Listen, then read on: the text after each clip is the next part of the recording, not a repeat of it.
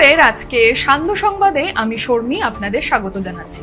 চলুন দেখে নেওয়া যাক আজকের কিছু গুরুত্বপূর্ণ সংবাদ।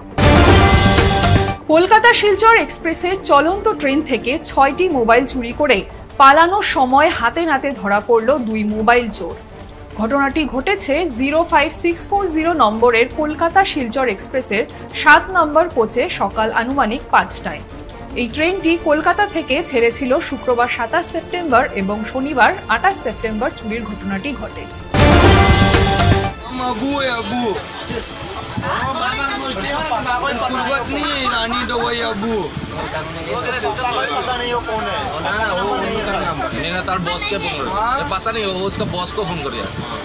वो चोर का बॉस है ना, तो बॉस को फोन कर रहे अबू कितने साल से चोरी कर रहे हो?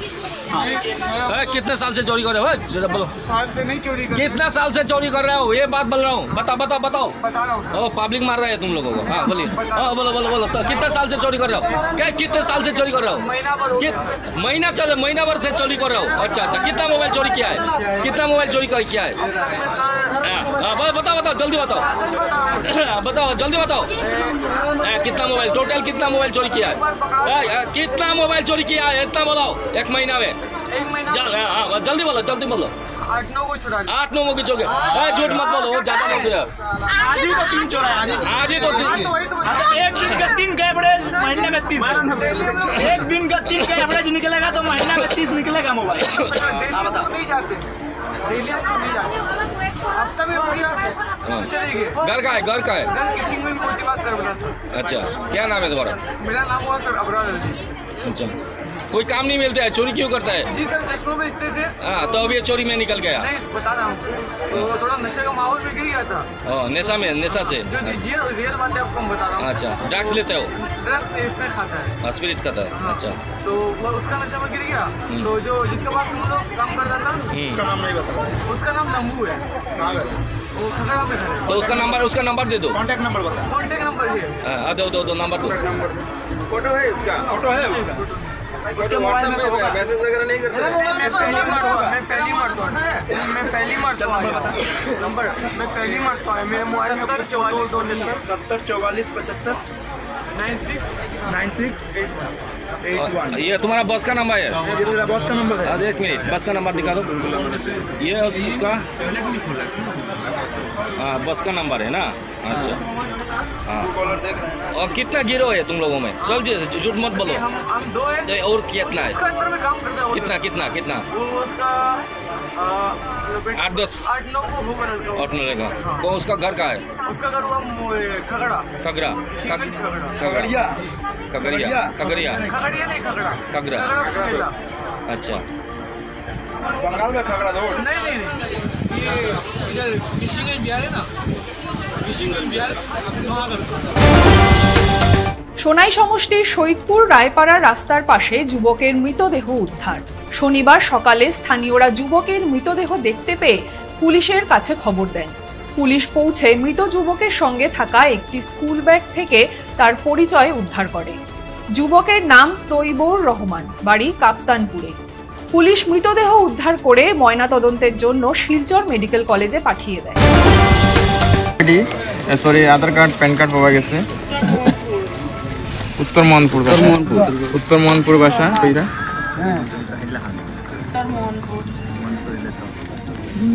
এরিয়াটা হাইলাকান্দি পড়ছে। শিলচর বুধুরাইল ব্রিজের পাশে এক ব্যক্তির ঝুলন্ত মৃতদেহ উদ্ধার। ঝুলন্ত মৃতদেহ উদ্ধারকে ঘিরে এলাকায় চাঞ্চল্যের পরিবেশ সৃষ্টি হয়েছে। শনিবার সকালে শিলচর বুধুরাইল ব্রিজের পাশে এক ব্যক্তির ঝুলন্ত মৃতদেহটি দেখতে পেয়ে সঙ্গে সঙ্গে স্থানীয়রা রাঙ্গিরখাড়ি আউটপোস্টে খবর দেন। খবর শুনে রাঙ্গিরখাড়ি আউটপোস্টের পুলিশ ও ম্যাজিস্ট্রেট ঘটনাস্থলে উপস্থিত হয়ে মৃতদেহটি উদ্ধার করে ময়নাতদন্তের জন্য শিলচর মেডিকেল কলেজ হাসপাতালে প্রেরণ করেন। আজ শিলচর গান্ধী ভবনে সরস্বতী সঙ্গীত বিদ্যালয়ের 26তম বার্ষিক উদযাপন এবং কাজী নজরুল ইসলামের 125তম জন্মবর্ষ উপলক্ষে বরাক উপত্যকা ভিত্তিক একক নজরুল গীতি প্রতিযোগিতা অনুষ্ঠিত হয়। এই প্রতিযোগিতায় একটি বিভাগেই 18 বছরের উপরে প্রচুর সংখ্যক প্রতিযোগীরা যোগদান করেছিল। অনুষ্ঠানের শুরুতে বিচারকগণ ও আমন্ত্রিত অতিথিরা সবাই মিলে প্রদীপ প্রজ্বলন করে এবং সরস্বতী মূর্তিতে ফুল দিয়ে প্রণাম করে এই অনুষ্ঠানের শুভারম্ভ করেন। এই প্রতিযোগিতায় 3 জন বিচারক হিসেবে উপস্থিত ছিলেন কলকাতা থেকে মঞ্জুরি ব্যানার্জি ও মাল্লার মুখার্জি এবং আগরতলা থেকে দেবাশিস এন্দ্র।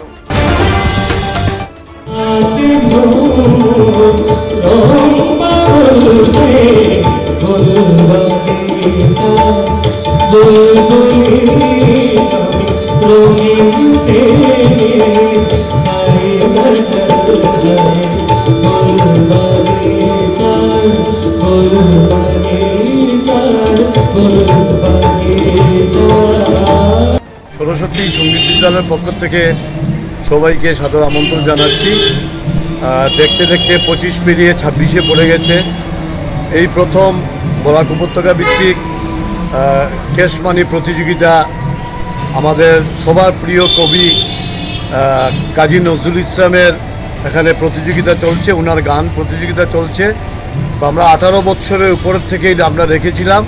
তো আজকে সেই প্রতিযোগিতা শুরু হয়েছে এবং বিচারক মণ্ডলী যারা এসছেন কলকাতার থেকে 2 জন এসছেন এবং আগরতলা থেকে 1 জন এসছেন।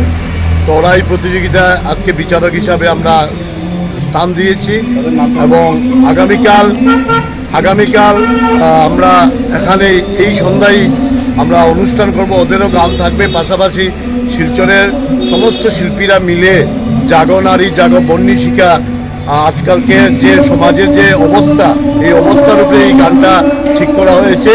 এছাড়াও কলকাতা এবং আগরতলা শিল্পীরা নানান স্বাদের নজরুলগীতি পরিবেশন করবেন। সবাইকে আসার আমন্ত্রণ রইল। আমরা চাইছি যে আপনারা সবাই আসুন, এই অনুষ্ঠানে উপভোগ করুন। ধন্যবাদ। CNN 24 এর সান্ধ্য সংবাদ আজকের মতন এই পর্যন্তই। নমস্কার।